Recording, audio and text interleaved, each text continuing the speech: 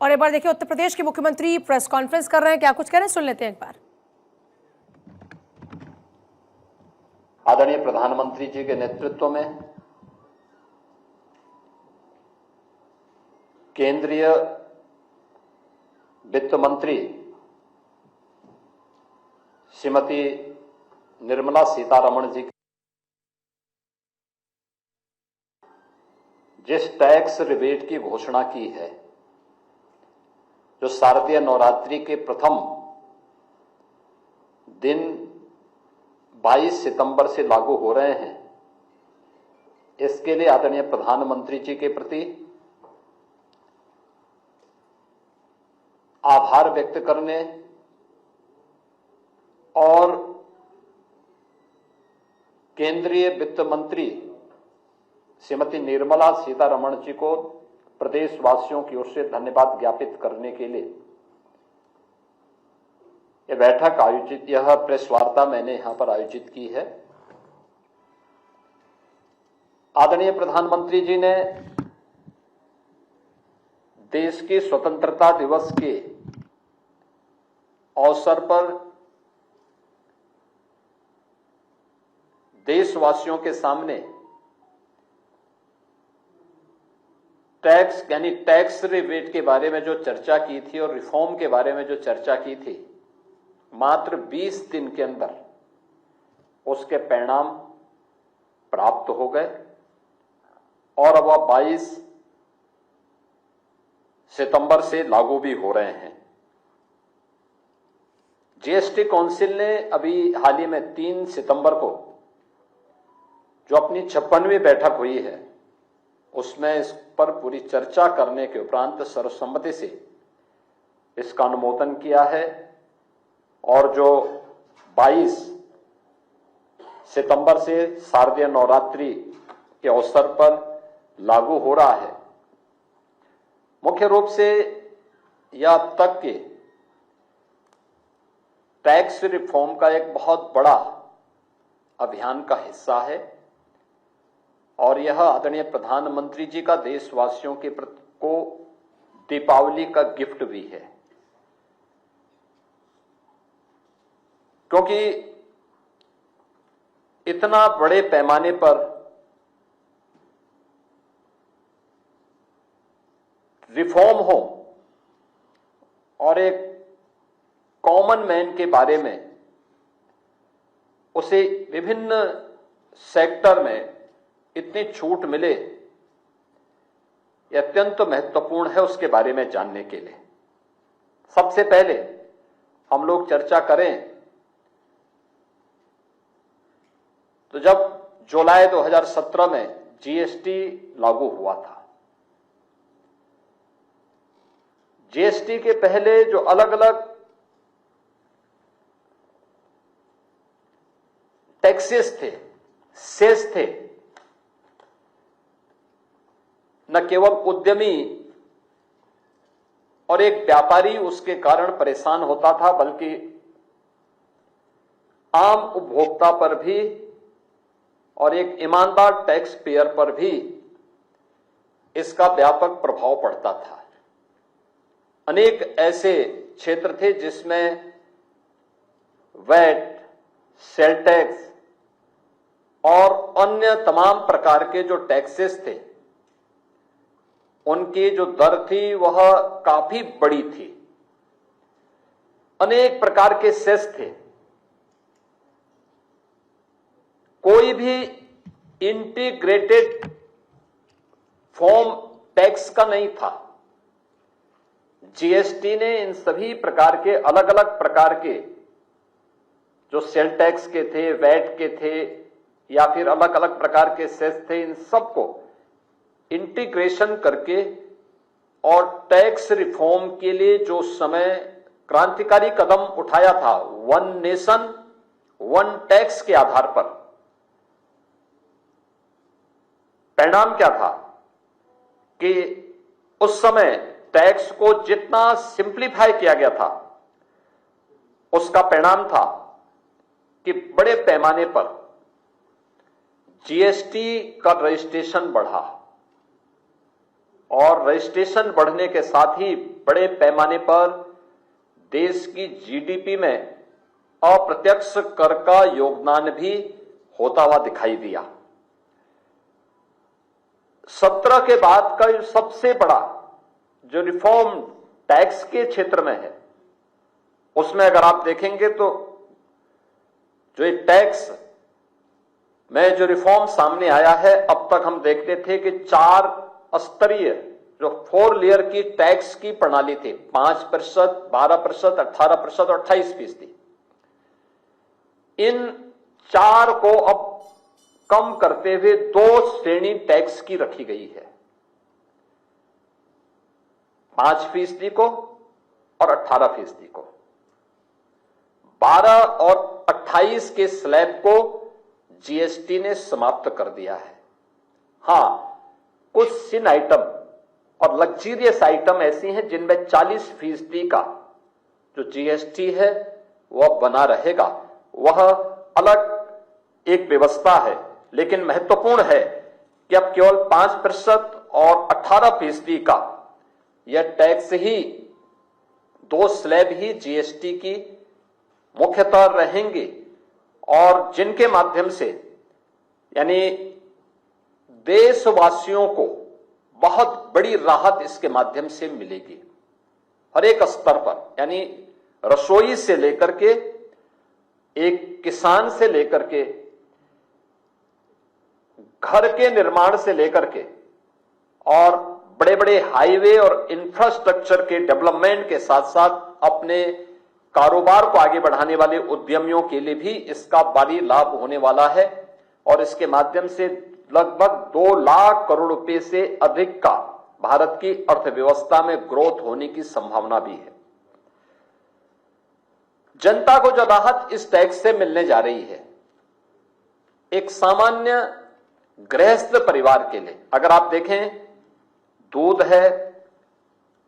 दही है, पनीर है, शैम्पू है, टूथपेस्ट है,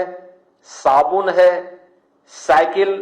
और बच्चों से जुड़े हुए सामान, जितनी भी सामग्री है, घरेलू सामान है, इन पर अब केवल 5% या 0 टैक्स होगा। इससे रोजमर्रा के खर्च का नहीं था। जीएसटी ने इन सभी प्रकार के अलग अलग प्रकार के जो सेल टैक्स के थे, वैट के थे या फिर अलग अलग प्रकार के सेस थे, इन सबको इंटीग्रेशन करके और टैक्स रिफॉर्म के लिए जो समय क्रांतिकारी कदम उठाया था, 1 नेशन 1 टैक्स के आधार पर, परिणाम क्या था कि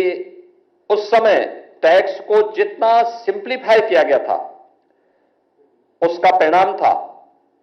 कि बड़े पैमाने पर जीएसटी का रजिस्ट्रेशन बढ़ा और रजिस्ट्रेशन बढ़ने के साथ ही बड़े पैमाने पर देश की जीडीपी में अप्रत्यक्ष कर का योगदान भी होता हुआ दिखाई दिया। 17 के बाद का सबसे बड़ा जो रिफॉर्म टैक्स के क्षेत्र में है, उसमें अगर आप देखेंगे तो जो ये टैक्स में जो रिफॉर्म सामने आया है, अब तक हम देखते थे कि 4 स्तरीय जो 4 लेयर की टैक्स की प्रणाली थी, 5%, 12%, 18% और 28%। इन 4 को अब कम करते हुए 2 श्रेणी टैक्स की रखी गई है, 5% को और 18% को। 12 और 28 के स्लैब को जीएसटी ने समाप्त कर दिया है। हां, कुछ सिन आइटम और लग्जरियस आइटम ऐसी हैं जिनमें 40% का जो जीएसटी है वह बना रहेगा। वह अलग एक व्यवस्था है, लेकिन महत्वपूर्ण है कि अब केवल 5% और 18% का यह टैक्स ही, 2 स्लैब ही जीएसटी की मुख्यतः रहेंगे और जिनके माध्यम से यानी देशवासियों को बहुत बड़ी राहत इसके माध्यम से मिलेगी हर एक स्तर पर, यानी रसोई से लेकर के, एक किसान से लेकर के, घर के निर्माण से लेकर के, और बड़े बड़े हाईवे और इंफ्रास्ट्रक्चर के डेवलपमेंट के साथ साथ अपने कारोबार को आगे बढ़ाने वाले उद्यमियों के लिए भी इसका भारी लाभ होने वाला है और इसके माध्यम से लगभग 2 लाख करोड़ रुपए से अधिक का भारत की अर्थव्यवस्था में ग्रोथ होने की संभावना भी है।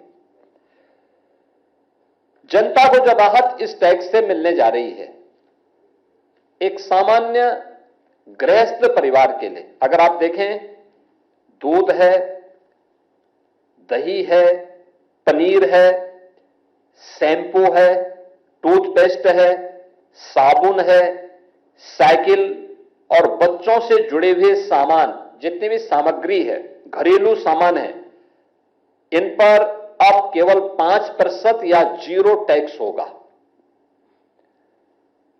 इससे रोजमर्रा के खर्च में जो लोगों की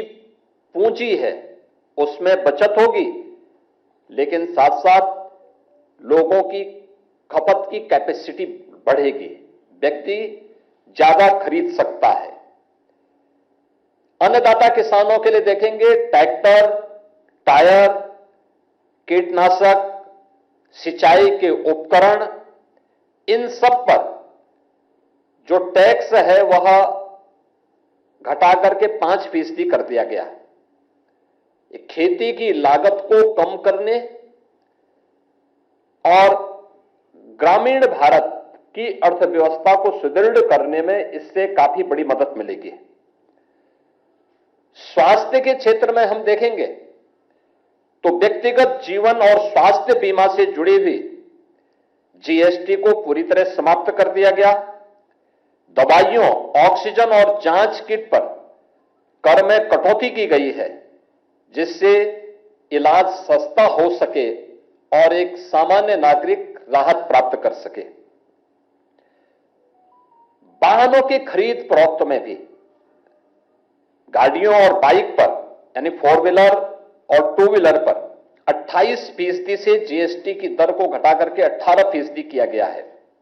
यानी 10% की कटौती। ये चीजें दिखती हैं कि एक सामान्य नागरिक भी वाहन खरीदने की सामर्थ्य रख सकता है और इसका लाभ उसे मिलेगा। स्वाभाविक रूप से प्रोडक्शन होगा, एम्प्लॉयमेंट नए जनरेट होंगे, नए रोजगार के अवसर सृजित होंगे। नोटबुक, यानी शिक्षा के क्षेत्र में देखेंगे, नोटबुक, पेंसिल और जो नक्शे हैं, अन्य जो शिक्षण सामग्रियां हैं, इनमें भी काफी छूट दी गई है। ये कोई इसमें टैक्स नहीं लगेगा। हां, लग्जरी जो आइटम है, तंबाकू है, पान मसाला है, कैसीनो है, इन सब पर 40% तक का टैक्स लगाया गया है। व्यापार में आसानी करने के लिए टैक्स रजिस्ट्रेशन के लिए उसको ऑटो मोड पर किया गया है। ऑटो अप्रूव करने की व्यवस्था दी गई है, उसे रिफंड करने की सुविधा भी उसमें दी गई है। रिस्क आधारित कंप्लायंस से जो भी अन्य सुविधाएं हो सकती हैं, श्रम सुधार यानी लेबर रिफॉर्म के लिए, अन्य चीजों के लिए भी काफी इसमें सुविधाएं इसके माध्यम से देने का प्रयास हुआ है। जीएसटी आने के पहले और जीएसटी आने के बाद भारत की अर्थव्यवस्था के बारे में जो मैं कह रहा था कि अकेले 2024-25 में देश ने 22,80,000 करोड़ का जीएसटी संग्रह किया है। अगर आप इसे 2017 के पहले देखेंगे, ये केवल 7 लाख करोड़ के आसपास हुआ करता था। अकेले इस वर्ष अप्रैल से अगस्त तक, यानी 5 महीनों में जीएसटी संग्रह 10 लाख करोड़ रुपए से अधिक का हुआ है, जो गत वर्ष के जीएसटी संग्रह करने से 10% तक अधिक है। 17 के पहले जीएसटी में जो उससे पहले टैक्सेस थे, सेल टैक्स, वैट या फिर सेस जो लोग देने वाले थे, उनका कुल संख्या थी 65 लाख और आज 25 में यह बढ़कर के हो गई है 1,51 लाख। यानी लाखों की संख्या में आज लोग स्वतःस्फूर्त भाव के साथ टैक्स देने के लिए दिखाई देते हैं। और जो टैक्स की इस छूट का परिणाम क्या है, यानी 4 की बजाय 2 स्लैब देने का परिणाम क्या है? सामान्य घरेलू उपभोक्ता वस्तुओं की खपत बढ़ेगी, मार्केट में लोगों का विश्वास होगा, प्रोडक्शन ज्यादा होगा और इससे एम्प्लॉयमेंट को भी आगे बढ़ाने में मदद मिलेगी। देश की जीडीपी में इसका व्यापक प्रभाव पड़ेगा। अनुमान है 0.2% से लेकर जो 0.3% तक की जीडीपी में इस रिफॉर्म के कारण बढ़ोतरी होने की संभावना रहेगी।